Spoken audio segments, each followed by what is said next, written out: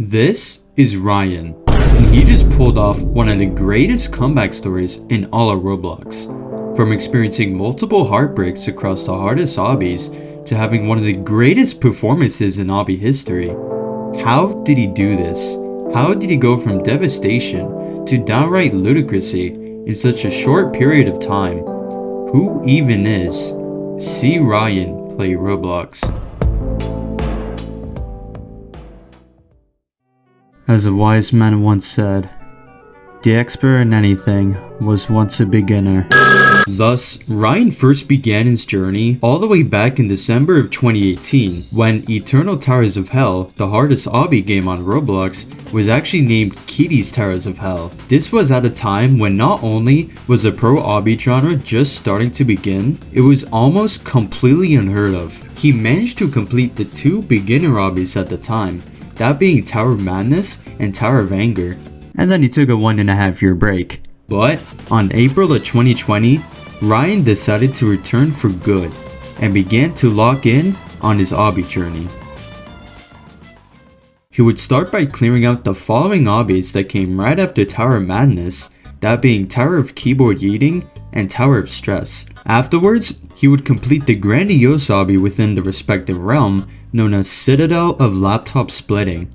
Almost a month later, he managed to complete two new personal hardests in a single day, Tower of True Skill and Tower of Eternal Suffering, but he wouldn't stop there. A day afterwards, he would complete his first soul-crushing Tower of Difficulty chart, and a month afterwards, Tower of Thinning Layers. He would completely skip over a difficulty almost 2 months later with Tower of Frightening Nightmares on August of 2020. Now, get this. Ryan managed to go from being just above average all the way to terrifying skill in the span of only 4 months.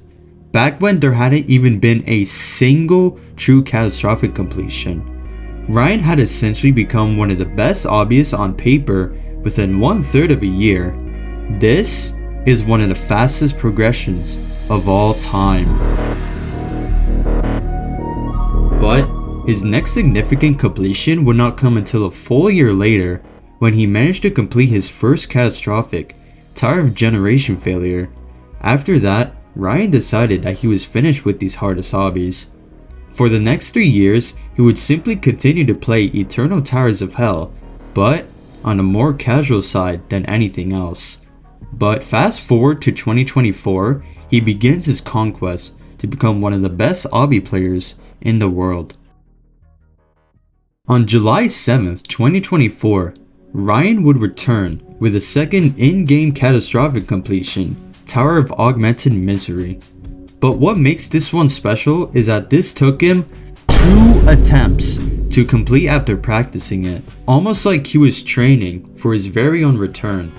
If you look closer in the description, he mentions going for a new hardest completion, an obby by the name of Tower of Otherworldly Expertise, and afterwards, complete the hardest obby in the main Eternal Towers of Hell game, Tower of Cruel Punishment. And exactly 1 day later, he would destroy etoh, and exactly a week later, fulfill his plans of beating Tower of Cruel Punishment. It became clear that this kid was a prodigy. 11 days later, he beat his first obby that was beyond the main game difficulty chart called Tower of the Wall, and another one 3 months later called Tower of Malefic Nuisances. On October 28, 2024, he would beat a new hardest once again, Tower of Quite Devious, completing his longest grind yet. 2024 was an explosive start for Ryan, but what would the next year look like for him? Towards the end of 2024, Ryan decided to pick up one of the hardest obbies on Roblox. Its name was Tower of Spiraling Fates. At the time, it was actually ranked at number 2, right below Citadel of Infinite Void. However, the actual placement is number 1, if the list was up to date. This grind would be extremely tedious, because not only was he technically grinding the hardest tower, he was doing it from a mildly big jump. How would Ryan fare against Tower of Spiraling Fates? On March 18th, 2025, Ryan would complete the top 1 obby in Eternal Towers of Hell. This grind took him a total of 200 hours. He would finally be getting the respect he deserved. But would he stop there? No. 3 months later, he would complete another Unreal difficulty obby, Tower of Kordi Yueyop, and this time, it took him almost half the time compared to his first Unreal obby. But that isn't even the best part. On May 31st, 2025, Ryan completed yet another Unreal obby, none other than Citadel of Infinite Void. This, at the time, was without a doubt the most ridiculous single completion in obby history, and allow me to explain why. COIV has a total of 12 floors, and Ryan's personal best before his completion was floor 11A, meaning that he fluked the second half of floor 11, which is widely considered to be the hardest part of the tower, and the last floor in its entirety, something no one else had even come close to doing. Not only that, in this winning run, Ryan managed to first try both floor 6A and Conveyor Hell, which, although netted, featured some of the hardest gameplay in the obby. And he managed to do all of that in a span of 46 hours total. Surely, it could not get any more ridiculous than this. But unfortunately, it just so happened to be the truth. Ryan had completed Citadel of Infinite Void, and yet, that didn't completely satisfy him.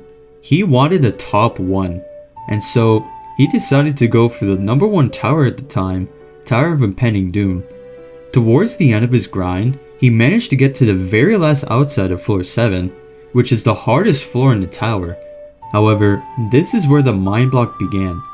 8 streams after his personal best of floor 7B, he only ever made it to floor 7 a total of 2 more times. And both of those times were on floor 7A, which is still impressive, but not ideal for someone like Ryan, who is very used to extremely fast progress. Around a month later, a new tower managed to overtake TOID as a top 1 obby, Tower of Monochromatic Haze. Since Ryan's goal was to be the new top 1, he had no other choice but to switch to TOMH.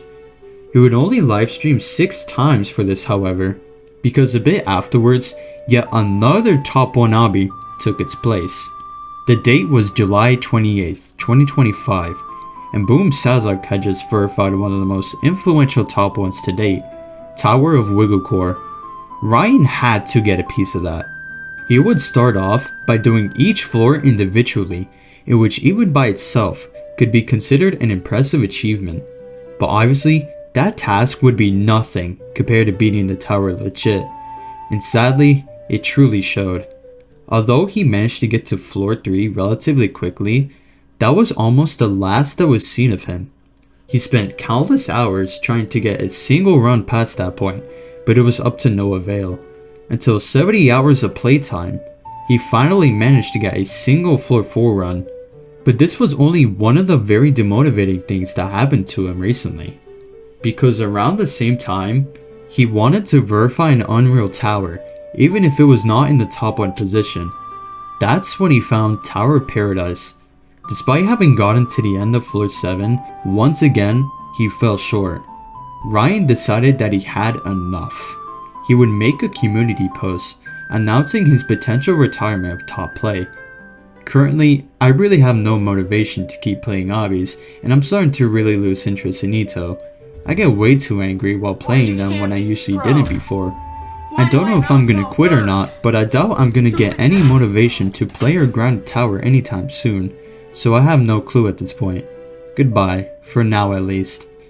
And with that, this marks the end of SeeRyanplayroblox. Or so we thought. About a month later, Ryan would start a live stream out of the blue.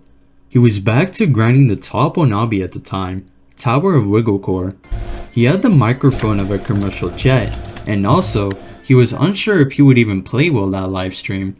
But then, Ryan managed to pull off one of the most ridiculous feats ever seen in obby history. What do I mean by this? Just look for yourself. Dude, I was so nervous. Holy crap! What?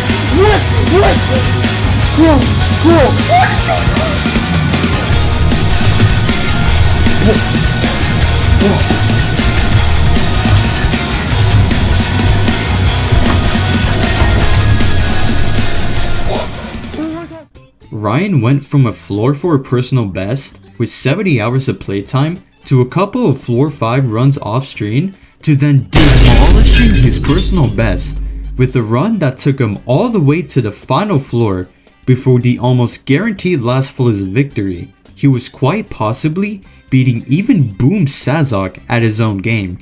Were we about to see the upcoming events containing the best Obby performance of all time? No one could have seen this coming, not even Ryan himself.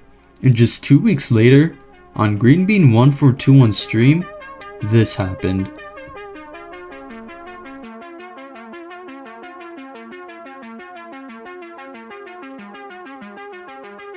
He was on the final floor. Only a few obstacles left to carry him to the very final jump. Would he end up making it? It was a horrible sight to see. Ryan just had the worst fail in etoh history. A devastating moment for everyone who was watching.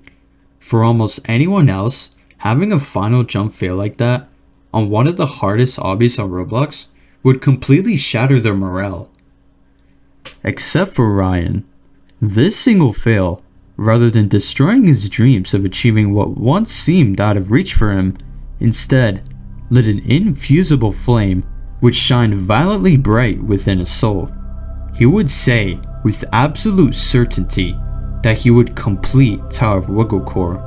He will keep going, he must keep going. But then, quite literally the next day, another floor 10 fail added to his grind. Surely he would have had enough of the mockery that the game seemingly opposed onto him. But he did not stop. Ryan kept going, racking up 6 floor 8 attempts, 20 floor 7 attempts, and over 50 floor 6 attempts.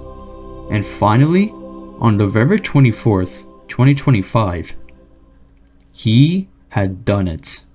From heartbreak after heartbreak on each one of his planned projects, to a series of live streams that outperformed even the best obby player of all time, Ryan pulled off the greatest comeback in obby history. Thanks for watching.